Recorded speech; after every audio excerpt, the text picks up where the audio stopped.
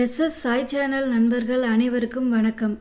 இந்த பதிவில் நம்ம என்ன பார்க்க போகிறோம் அப்படின்னா, சென்னையில் நம்ம மிஸ் பண்ணாமல் பார்க்க வேண்டிய அம்மன் கோயில்களை பற்றி தான் பார்க்க போகிறோம். வாங்க பார்க்கலாம். அதில் முதலாவதாக இருக்க தலம் பெரியபாளையத்தில் இருக்க பவானி அம்மன் கோயில் தான். பெரியபாளையம் பஸ் ஸ்டாண்ட் ரீச் பண்ணிட்டா கோயிலுக்கு ஒரு 2 மினிட்ஸில் நடந்தே கூட போயிடலாம். ரொம்பவுமே உலக பிரசித்தி பெற்ற பவானி அம்மன் ஆலயம் இந்த பெரியபாளையத்தில் இருக்கிறது.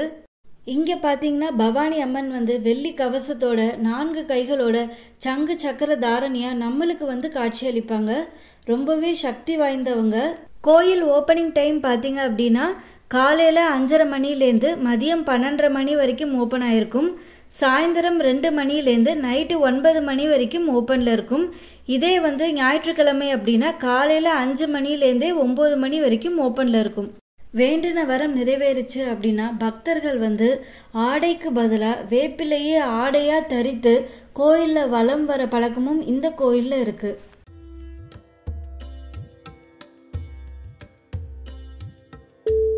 அடுத்ததா நம்ம மிஸ் பண்ணாமல் சென்னையில் பார்க்க வேண்டிய கோயில் மாங்காட்டில் இருக்க காமாட்சி அம்மன் கோயில் தான். கோயில் ஓப்பனிங் டைம் பார்த்தீங்க அப்படின்னா காலையில் 6 மணிலேருந்து மதியம் 1 மணி வரைக்கும் திறந்திருக்கும். சாயந்தரம் 4 to 8 மணி வரைக்கும் திறந்திருக்கும். அன்னை பார்வதி இங்கே தவம் பண்ணி தான் காஞ்சியில் இருக்க ஏகாம்பரேஸ்வரரை கைப்பிடிச்சாங்க. ஒரு தடவை பார்வதி விளையாட்ட சிவன் கண்ணை மூட போய் உலகமே இருண்டு போயிடுது. கோவப்பட்ட சிவன் பார்வதியை நீ உலகில் போய் போற அப்படின்னு சாபம் விட்டுறாரு. சாபத்தால் இங்கே சிவனை கைப்பிடிக்கணும்னு தவம் பண்ணுறாங்க. நெருப்பில் நின்று ஒத்த காலில் தவம் பண்ணி சிவனை கைப்பிடிக்கிறாங்க. பார்வதி தேவி போனதுக்கு அப்புறமும் மாங்காட்டில் அந்த நெருப்போட உக்கரம் தாளாம இருந்துச்சான். ஆதிசங்கரர் இங்கே அர்த்தமேரு சக்கரத்தை பிரதிஷ்டை பண்ணி மாங்காட்டை குளிர்விச்சாரு. அடுத்ததா நம்ம மிஸ் பண்ணாம தரிசனம் பண்ண வேண்டிய கோயில் திருவேற்காட்டில் இருக்க கருமாரியம்மன் கோயில் தான். இந்த கருமாரியம்மன் கோயில் ஓப்பனிங் டைம் பார்த்தீங்க அப்படின்னா காலையில் 5 மணிலேருந்து நைட்டு 9 மணி வரைக்கும் திறந்திருப்பாங்க. இந்த திருவேற்காட்டில் கருமாரி அம்மன் சுயம்புவா ஒரு நாக புத்துக்குள்ள எழுந்தருளி நம்மளுக்கெல்லாம் தரிசனம் பண்ணுறாங்க. திருவேற்காடு பஸ் ஸ்டாண்ட் போயிட்டோம் அப்படின்னா அங்கேருந்து ஒரு 2 மினிட்ஸ்லேயே நம்ம வாக் பண்ணியே கோயிலை போய் அடைஞ்சிடலாம். அடுத்தது நம்ம சென்னையில் கண்டிப்பாக மிஸ் பண்ணாமல் பார்க்க வேண்டிய அம்மன் கோயில் ஸ்ரீ மன்னாதீஸ்வரர் உடனுரை பச்சையம்மன் திருக்கோயில் தான். ஆவடியிலேருந்து அம்பத்தூர் போகிற வழியில் இருக்க திருமுலை வாயிலில் அமைஞ்சிருக்க இந்த கோயில் மிகவும் பழமையான கோயிலாக விளங்குது. கோயிலோட ஓப்பனிங் டைம் பார்த்தீங்க அப்படின்னா காலையில் 6 மணிலேருந்து மதியம் 12:30 மணி வரைக்கும் ஓப்பனில் இருக்குது. சாயந்தரம் 3:30 மணிலேருந்து நைட்டு 8 மணி வரைக்கும் ஓப்பனில் இருக்குது. சென்னை மாதிரி ஒரு பெரு நகரத்தில் இன்றளவும் பிரசித்தி பெற்று விளங்குற ஒரு கிராம கோயில் மாதிரி இருக்க அமைப்பில் விளங்குற இந்த கோயில் செவ்வாய், வெள்ளி, ஞாயிற்றுக்கிழமை மற்றும் ஆடி மாதங்களில் ரொம்பவே மக்கள் கூட்டம் நிரம்பி வழிகிற ஒரு இடமா இருக்கு. பச்சையம்மன் ஹதாசுரன் அப்படிங்கிற அரக்கனை இந்த இடத்துல வதம் பண்ணாங்க.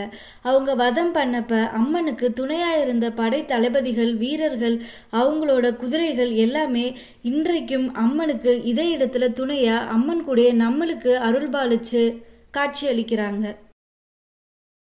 அடுத்து நம்ம சென்னையில் மிஸ் பண்ணாமல் பார்க்க வேண்டிய கோயில் திருமுலை வாயிலில் அமைஞ்சிருக்க கொடியிடை அம்மன் கோயில் தான். பச்சையம்மன் கோயிலேருந்து ஒரு 500 மீட்டர் தொலைவில் அமைஞ்சிருக்க இந்த கோயில் கிரியா சக்தியாக விளங்குது. இங்கே கொடியிடை அம்மன் மாசிலா மணீஸ்வரரோட நம்மளுக்கு அருள்பாலிக்கிறாங்க.